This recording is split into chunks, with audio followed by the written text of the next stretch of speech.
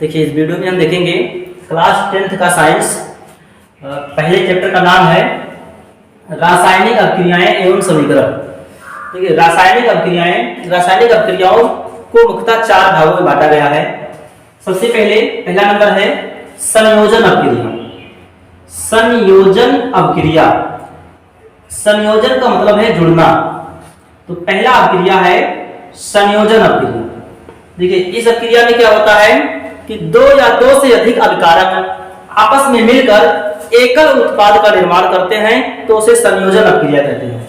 जैसे C+O2, C+O2 यानी कि C कार्बन है और O2 का मतलब ऑक्सीजन है।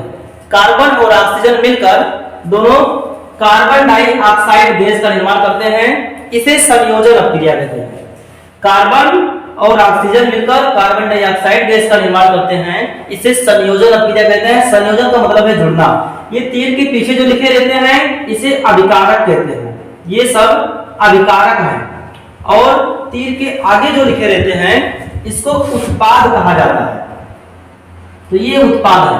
तो दो अभिकारक मिलकर एकल उत्पाद का निर्माण कर रहा है, इसे संयोजन अभिक्रिया कहते हैं। संयोजन का मतलब है जुड़ना। तो इसमें जुड़ते क्या है? अभिकारक जुड़ते हैं। चाहे दो अभिकारक हो या तीन अभिकारक हो आपस में जुड़ जाए और एकल उत्पाद का निर्माण करे, तो उसे संयोजन अभिक्रिया कहते हैं। जैसे C यानी कार्बन और ऑक्सीजन दोनों मिल जा रहा है और कार्बन डाइऑक्साइड गैस का निर्माण कर रहा है, यह अभिक्रिया संयोजन अभिक्रिया कहलाती है। ऐसे दूसरा नंबर है वियोजन अभिक्रिया। वियोजन अभिक्रिया, दूसरा अभिक्रिया है वियोजन।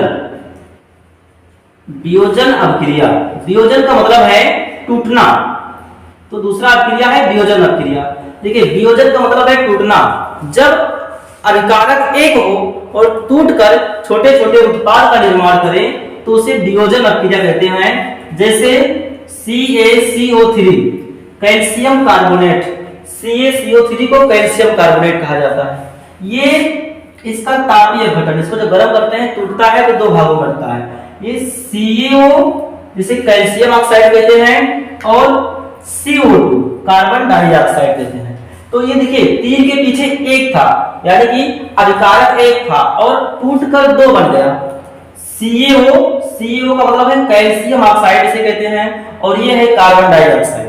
तो जब एकल अभिकारक टूटकर छोटे छोटे उत्पाद का निर्माण करे, तो इसे वियोजन अभिक्रिया कहते हैं। वियोजन का मतलब ये होता है टूटना। तो इसमें अभिकारक एक रहेगा, टूट जाएगा और छोटे छोटे उत्पाद का निर्माण करेगा। जैसे एक अभिकारक यहाँ है कैल्शियम कार्बोनेट, ये टूटकर दो उत्पाद बन गया, कैल्शियम ऑक्साइड और कार्बन डाइऑक्साइड।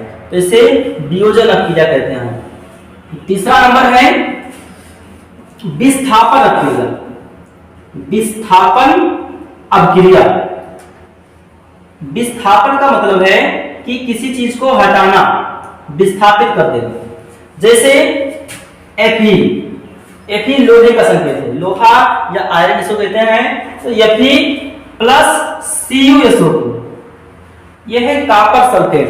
Cu का मतलब कॉपर और SO4 का मतलब सल्फेट, ये कॉपर सल्फेट है।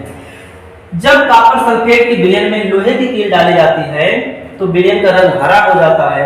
क्यों? क्योंकि देखिए, ये अभिक्रिया होता है कॉपर सल्फेट जब आयरन से अभिक्रिया कर लेता है तो बनता है FeSO4, ये आयरन सल्फेट बनेगा और ये कॉपर बाहर चला जाएगा Cu। जैसे इसमें देखिए, ये था कॉपर सल्फेट, CuSO4 का मतलब है कॉपर सल्फेट और ये आयरन है। आयरन ने क्या किया कि कॉपर को हटा दिया और SO4 के साथ में खुद जाकर बैठ गया। तो आयरन ने कॉपर को विस्थापित कर दिया, तो इसलिए इसे विस्थापन अभिक्रिया कहते हैं। विस्थापन का मतलब है कि हटा देना। तो कॉपर को आयरन ने विस्थापित कर दिया, या कहिए तो कॉपर को आयरन ने हटा दिया। देखिए, इसमें तीर के पीछे क्या था कि आयरन अलग था, ये कॉपर सल्फेट है। आयरन ने क्या किया कि कॉपर को हटा दिया, कॉपर यहां से बाहर निकल गया और जाकर आयरन सल्फेट बन गया। तो ये पूछा जाता है कि कॉपर सल्फेट के विलयन में लोहे की कील डालने पर विलयन का रंग हरा क्यों हो जाता है? तो क्योंकि कॉपर सल्फेट नीला रंग का होता है, इसमें आयरन डालते हैं यानी कि लोहा डालते हैं तो आयरन सल्फेट बन जाता है और उसका रंग हरा होता है। ये नीला रंग का होता है और ये हरा रंग का होता है। आयरन सल्फेट हरा रंग का होता है। चौथा अभिक्रिया है द्विविस्थापन अभिक्रिया। द्विविस्थापन अभिक्रिया, द्विविस्थापन, देखिए विस्थापन है लेकिन द्विविस्थापन, द्विविस्थापन अभिक्रिया। इसमें क्या होता है कि दो आयंस एक दूसरे को विस्थापित करते हैं। जैसे